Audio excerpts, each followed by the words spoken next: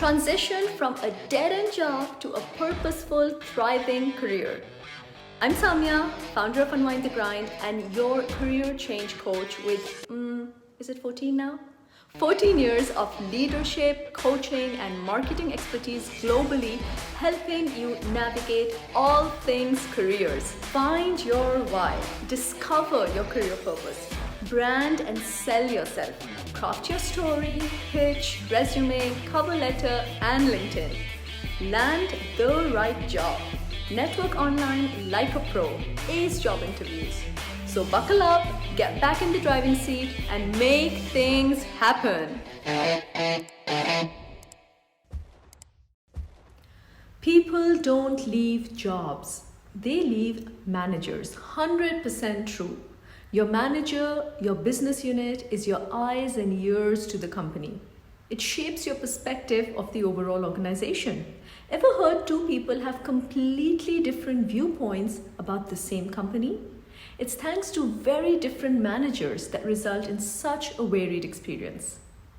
You could get your dream job at a company you've always wanted to work at in a role you're super excited for, but then your boss turns out to be a snake, and that alone will be a total game changer. This person, who by virtue of their title and leadership is meant to be a mentor for you, guide you through the ups and downs of your career, someone you would look up to and respect. And when this doesn't happen, and instead your manager turns out to be the worst possible influence on your work, your life does become a living hell. The worst part is toxic behavior isn't always easy to identify, and you often end up blaming yourself and actually accepting your boss's narrative. In this video, I'm going to take you through several signs that it's actually your boss that's an issue, not you, and how to deal with this toxicity. As we go through this list, you'll realize how easy it is to overlook these signs and let this toxicity take a toll on your mental health and work quality. I want you to think deeply about each of these if you're struggling at work and see if you can pinpoint where the actual issue lies. Now, without further ado, let's get into the 7 signs your boss is the biggest jerk on the planet. 1. Micromanager. Breathing down your neck, wanting a daily update on all projects, poking his nose into every minute detail of your work. The micromanager will ruin even the most fun projects for you by constantly nagging you about this or that. No matter how much they know about what you do, it's never enough. They just don't trust. And it's not about your competence. 2. Big bully. How many times am I going to have to tell you this? Do the entire report again. I don't like this one point. You're 10 seconds late. Make sure this doesn't happen again. These and many other bullying statements are also hallmarks of a great toxic boss. They will never give you constructive criticism or feedback. Instead, it will always be overly critical and extremely negative. You learn nothing, and the boss gets to satisfy his toxic soul. This is the guy that will send you emails way after hours and expect you to respond immediately. They also tend to expect you to take a phone call at all hours and on the weekends. Essentially, they will hinder your progress instead of helping you on the way in the most annoying, irritable way possible. 3 is Mr. Narcissus. I've been around long enough to know how things work here. When I was in your role, I achieved so much more. If the actual Narcissus existed today, your boss could have given him a run for the title. Simply because he's too full of himself to consider anyone's opinion worth anything. They will never listen to feedback, insights, or clarifications. Instead, they will always find ways to constantly belittle you and gloat about how incredible they are. Next up is dodgeball champion. Try and imagine a time when a project or report that was due and went wrong or was subpar with your boss in charge. What kind of image is playing in your head right now? I'll take a guess. Let me see. Everyone other than the boss is responsible. The boss has already thrown someone from the team under the bus or is threatening to do so. And there is no one who could have done a better job than the manager, only if he had a capable team. This is literally peak toxic behavior and lesson 101 of what not to do as a leader. And so, of course, your toxic boss always does it. You can imagine what kind of energy the workplace would have. This is how most dog-eat-dog kind of work environments are born that are inherently venomous. Robber. Your boss is literally a robber because they don't give you any credit or acknowledgement for your work.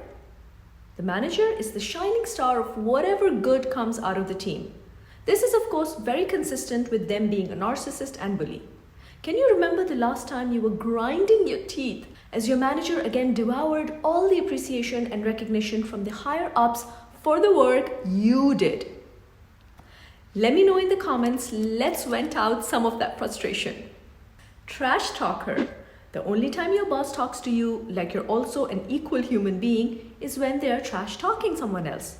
Either you're being pulled into some political game or your boss is just toxic AF and cannot leave anyone alone. Today it's Sarah from marketing, tomorrow it's you. There's just no integrity whatsoever. They love to indulge in bitching about people, wasting your time, having to be in an awkward position to listen to all that negativity and not even knowing how to respond. Bad vibes only. Lastly, the office feels like all life has been sucked out of it whenever the bad vibes boss is there. Negative, condescending, cynical, this person is a total vibe killer.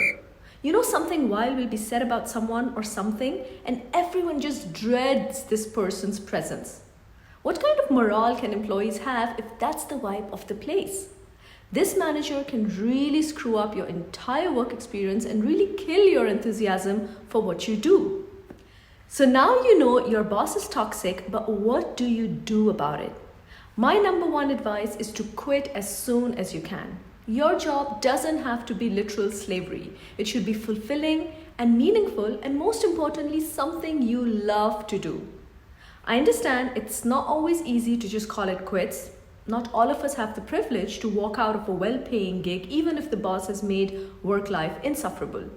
So while you're still stuck in the job, how do you survive? Here are a few things that I found to be really helpful in a situation like this. The first one is to always remember that you are not the problem. When your boss is being overly critical or trying to bring you down, keep in mind that that's their toxicity at work and not something your performance or personality is responsible for. This can be a fine line to tread because you don't want to become complacent either, but you can't take everything to heart knowing that your boss is toxic and most of this criticism is untrue. As a rule, most things that you get to hear, you should just throw out the other ear and not take it to heart. This brings me to the second point, and that is to focus on your individual work and targets as much as possible.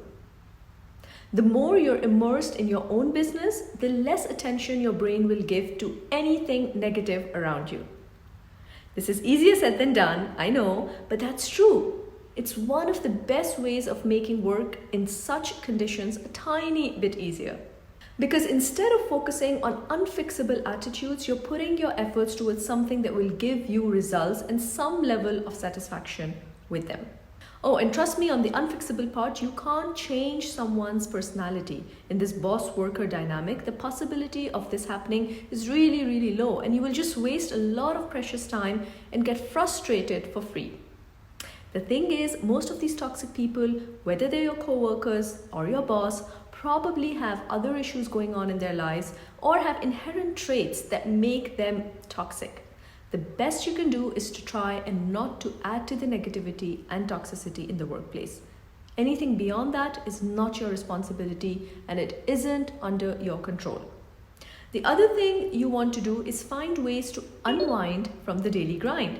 Something that replenishes your soul and helps you detox your mind and body of all the negativity you've taken on in the office. It can be anything from dancing to some music, hanging out with friends, a good meal, or even a relaxing bath. Whatever floats your boat, but make sure to keep something like this in your schedule because you're going to need this revitalized energy to help you find a better job. Which leads me to the final advice if you're stuck in a toxic boss situation. Keep working towards leaving that job for a better option. This could include working out what path you want to take in your career. For example, do you want to switch industries, job roles, or start a small business instead? Linking some relevant videos on how to find your why, go about your job search, side hustle ideas in description box below. Not just that, I have a great comprehensive online course, the Job Search Toolkit, that will take you by the hand on the process of landing the right awesome gig. Register today and start this self-paced, holistic course that is going to change your job search game from A to Z and land you plenty of interviews and opportunities so you can leave this toxic work environment. What are some of your toxic boss horror stories and how do you deal with them? Let me know in the comments below.